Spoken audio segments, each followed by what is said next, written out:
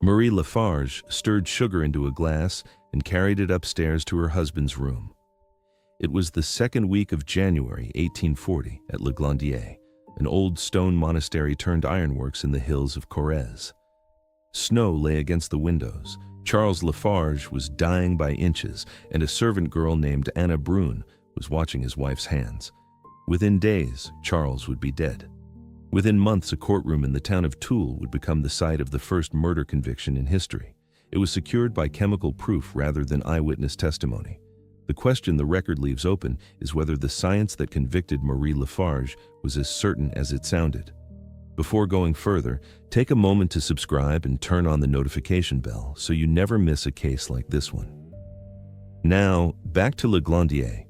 The Glandier estate sat in the commune of Baissac, in the Limousin region of south-central France. It had begun life centuries earlier as a Carthusian monastery, the Chartreuse du Glandier. The revolution had stripped it from the church, and the Pouch-Lafarge family had converted its stone halls into an ironworks and foundry.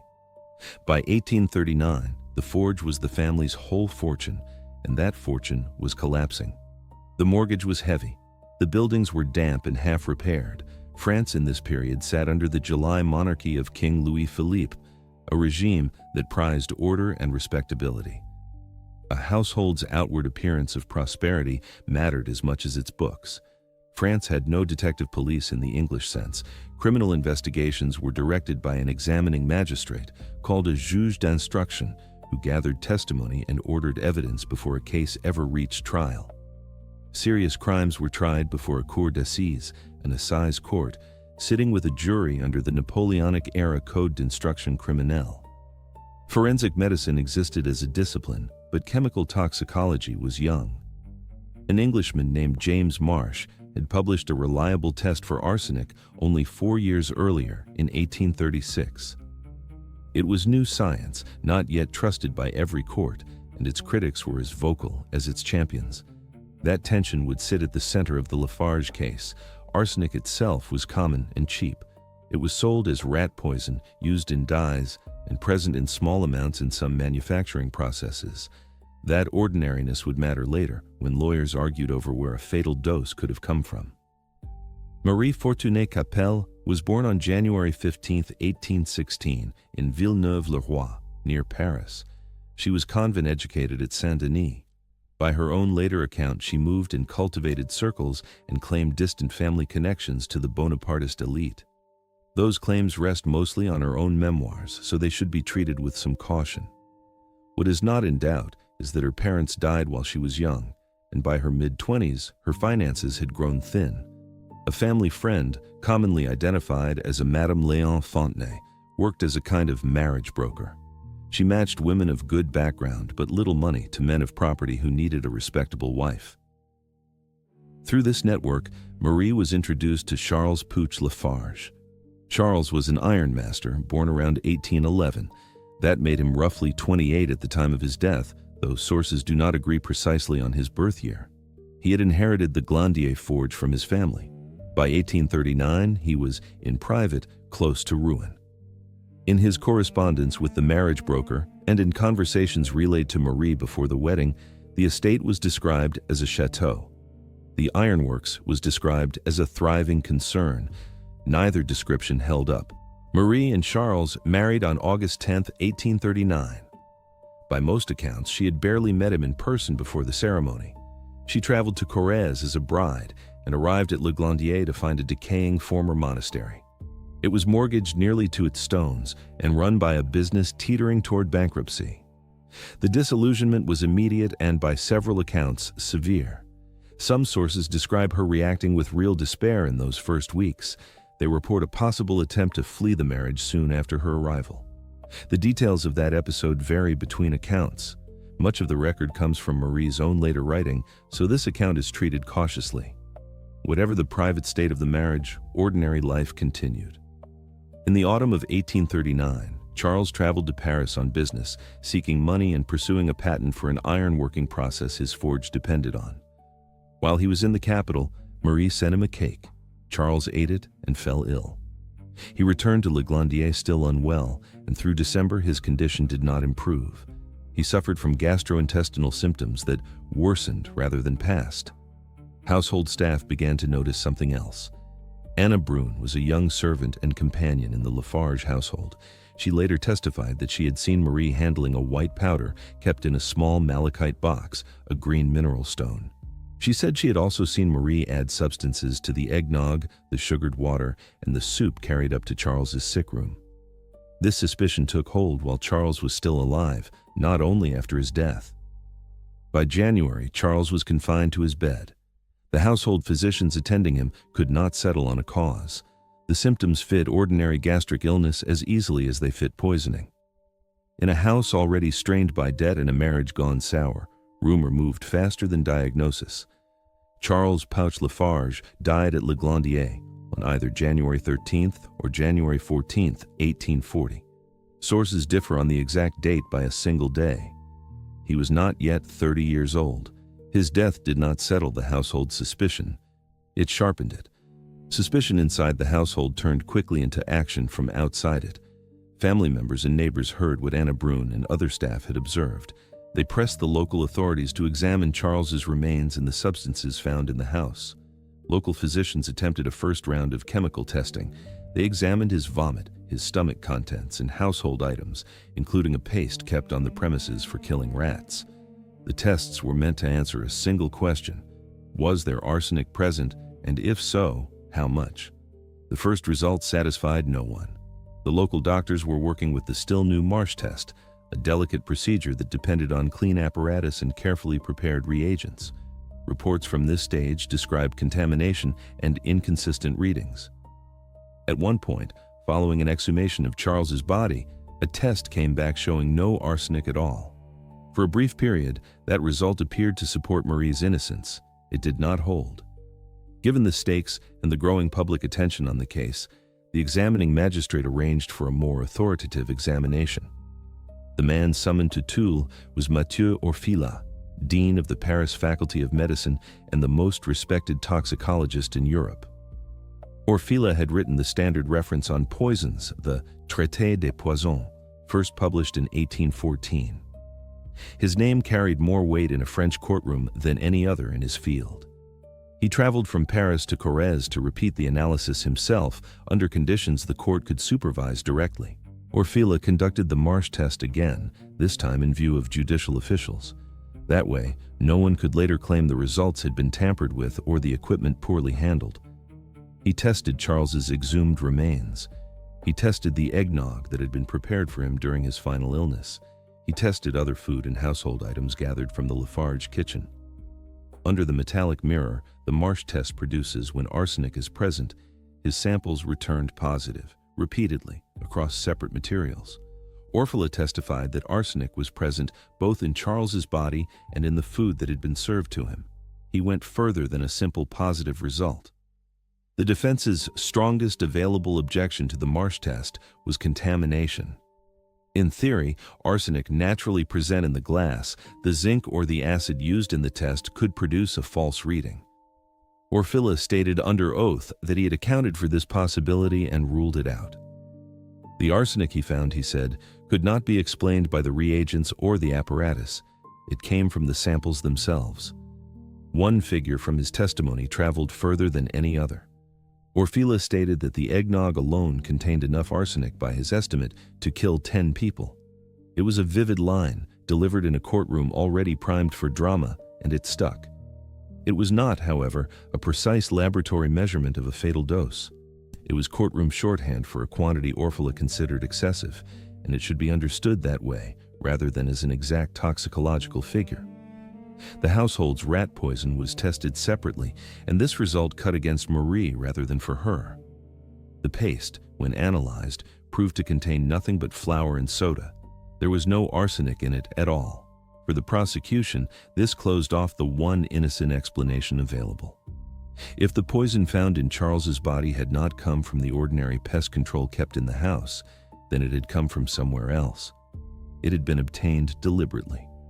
The defense did not accept Orfila's findings without a fight.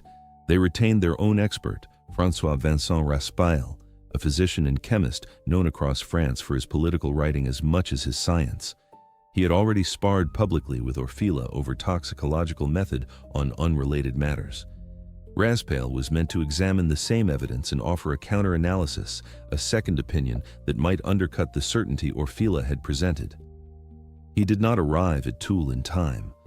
Testimony had already closed by the time he reached the courtroom, by most accounts roughly 4 hours too late. He never examined the material himself and never gave testimony at the trial where it mattered. That timing became one of the most bitterly disputed facts to come out of the entire case. Raspail did not let the matter drop. In the years after the verdict, he published pamphlets attacking Orfila's methods. He argued that the court had heard only one side of a genuine, unresolved scientific dispute. He carried the argument into the press and into scientific circles for years. That kept the question of Marie's guilt alive long after the jury had spoken. With Orfila's findings entered into the record and no counter-testimony to weigh against them, the examining magistrate moved to formalize the case against Marie Lafarge. She had already been arrested in the weeks following Charles's death, held while the investigation proceeded through the spring and summer of 1840. The charge against her was the murder of her husband. Alongside the poisoning charge, prosecutors also had on file an earlier, separate conviction from before her marriage. Marie had been found guilty of stealing diamonds belonging to a friend, the Vicomtesse de Léotot, and had served a sentence for it. That case had nothing to do with Charles's death, but it followed her into the courtroom at Tulle as a mark against her character. The trial opened at the Cour d'assises of Tulle on September 3, 1840. It would run more than 2 weeks, an unusually long sitting for the period, and reporters and spectators filled the courtroom for nearly every session. Marie's lead counsel was a young advocate named Charles Pouch-Lafarge, taking on a case that would make his name known across France for the rest of his career. If this is holding your attention the way it held the courtroom in 1840, consider a like and a subscribe. It helps keep these forgotten cases coming. Now, back to the record. The prosecution built its case on 3 pillars. The first was Anna Brun's testimony, delivered in person, describing what she had watched in the sick room. She described the malachite box, the white powder, and the food and drink she said she had seen Marie prepare with her own hands. The second was the plain medical fact of Charles's decline. He was a healthy man in his 20s, reduced to his deathbed within weeks, with symptoms consistent with arsenic poisoning throughout. The third was Orfila's forensic testimony, already delivered before the trial's later sessions. The prosecution now argued it forcefully as conclusive. Arsenic in the body, arsenic in the eggnog, and no innocent source for either. The defense worked to unravel each pillar in turn. Pouch-Lafarge attacked Anna Brun's account directly. He suggested that a servant's memory of a stressful sickroom could not be trusted so precisely. That memory had been recalled after the fact, under pressure from a grieving, suspicious household. He pointed to the earlier exhumation test, the one that had shown no arsenic at all. That same investigation, he argued, had also produced an opposite result from the same body. A science that, unsteady, he said, was not steady enough to hang a life on. He reminded the jury that Raspail, a chemist of real standing, had been prepared to challenge Orfila's conclusions. Raspail had been shut out by simple bad timing, not by any weakness in his objections. He also pushed back hard against the diamond theft conviction being read into a poisoning trial at all. He argued it spoke to an old, unrelated matter and nothing about whether Marie had killed her husband. None of it moved the jury. By 1840, Orfila's standing in French science was close to unassailable. His flat statement that contamination could not explain his results left the defense without a clean way to attack the chemistry itself. Marie herself took the stand in her own defense during the proceedings. She maintained that Charles's death had come from illness, not poison. She argued that the entire chemical case against her rested on a test that had failed once already. Her composure under questioning was noted by observers in the courtroom. Some found it dignified and others found it unsettling. That divide would follow public opinion on the verdict for years afterward. On September 19, 1840, the jury returned. Marie Lafarge was found guilty of the murder of her husband, Charles Pouch-Lafarge. The court sentenced Marie to life imprisonment with hard labor. That was the harshest penalty available, short of execution under French law for a crime of this kind. The verdict did not end the argument over her guilt. It only moved it out of the courtroom and into the wider public. France split over the outcome almost immediately. Some accepted Orfila's chemistry as settled proof. They treated the verdict as a triumph of modern science over an old crime that might otherwise have gone unpunished. Others were far less certain. The novelist George Sand was one of the most prominent literary voices in the country at the time. She argued publicly that the conviction rested on shaky ground. The same test had produced a negative result once, then a positive one later under a different examiner. That was not the kind of certainty a life sentence should depend on, she said. Her doubts were shared in salons, newspapers, and pamphlets across Paris, keeping the case in public conversation long after the jury had gone home. King Louis Philippe intervened directly in the sentence itself. The king cited the public controversy surrounding the verdict, along with Marie's health and social standing. He commuted her sentence from hard labor to ordinary life imprisonment. That was a meaningful softening in practical terms, even though the underlying conviction stood untouched. She was sent to serve her sentence at Montpellier in the south of France. That was a milder posting than the harsher penal facilities reserved for hard labor. Marie did not remain silent during her imprisonment.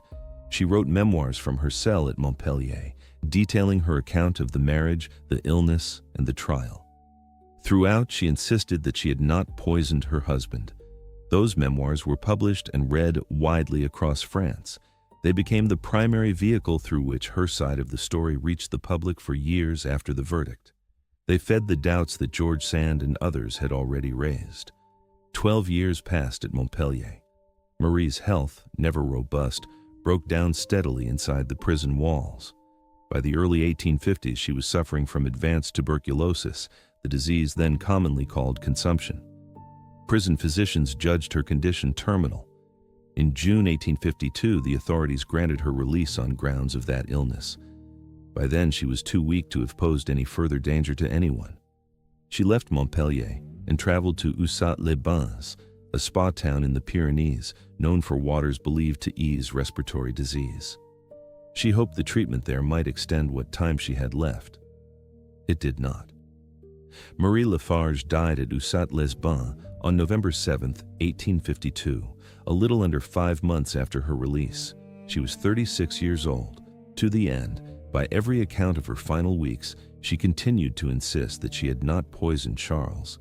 The house at Le Glandier still stands in the hills of Corrèze, its old monastery walls and its ironworks long since fallen quiet.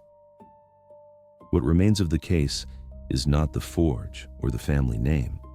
It is the moment in that Tulle courtroom when a stain on a glass tube carried more weight than any witness in the room. Marie Lafarge went to her grave, still insisting on her innocence, and the argument Orfila and Raspail never finished still shadows how the verdict is read. The case stands as one of the first times a court chose chemistry over doubt. History has never fully closed the file on whether it was right to do so. If you want to hear more cases like this one, subscribe and turn on the notification bell so you do not miss the next. Leave a comment with the case you would like covered next.